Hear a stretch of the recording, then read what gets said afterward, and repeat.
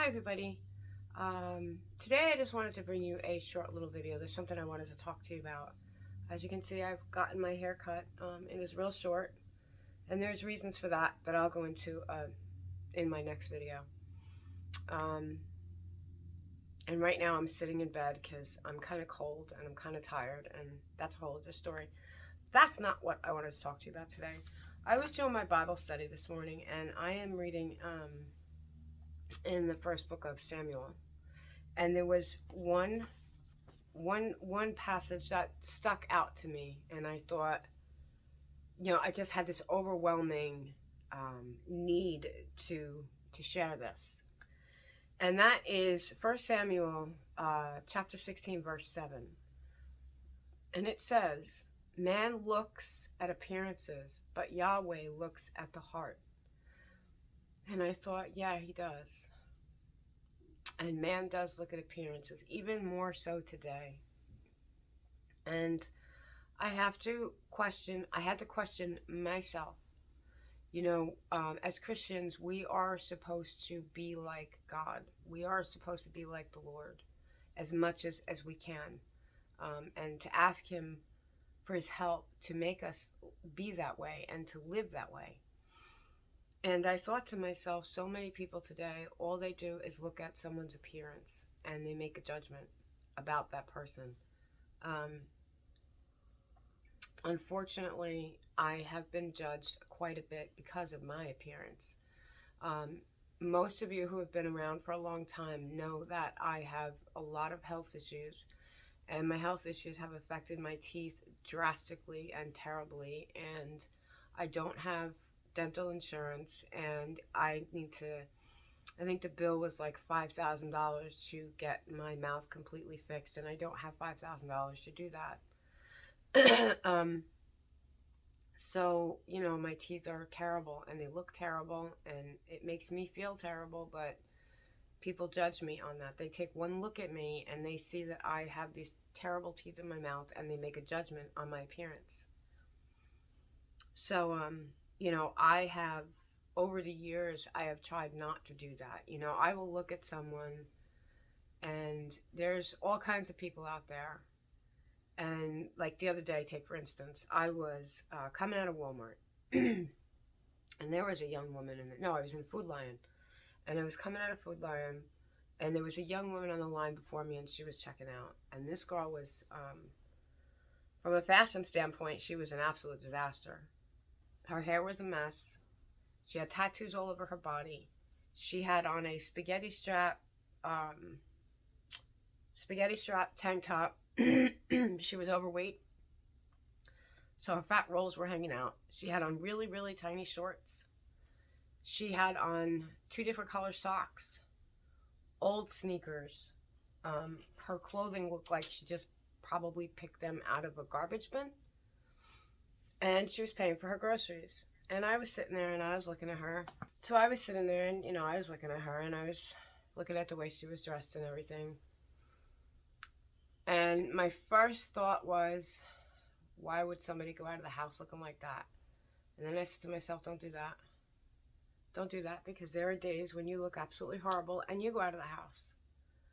And then I looked at her and she smiled at the cashier, and I thought, she has a beautiful smile. She also has beautiful teeth. You don't have a beautiful smile and you don't have beautiful teeth. So who are you to judge? A lot of people today, unfortunately, fill their heart with hate and bigotry and cruelness. And it's really sad. There are so many people out there. We all have the propensity to hate. We all have it. The question is, are you filling your heart with that? And it's a question that I think we all need to ask each other, especially in the society that we live in today. Because most people, let's say on social media, and probably the ones that are not on social media, are walking around with hearts full of hate and vengeance and spite. And that's what they live off. They thrive on it. And those things are not of God. Those are not of God. So you have to ask yourself, man looks at appearance. God looks at the heart. What do you look at? What do you look at? And the other question you have to ask yourself is, if God's looking at your heart, what will he see? What will he see in your heart? And be honest with yourself. You know, unfortunately, and I'm working on it, I don't think I have hatred in my heart, but unfortunately, if God looks in my heart, he will see love. He will see a lot of love, and he will see kindness and compassion, but he's also going to see my very, very strong dislike and absolute disgust for certain people, certain groups of people.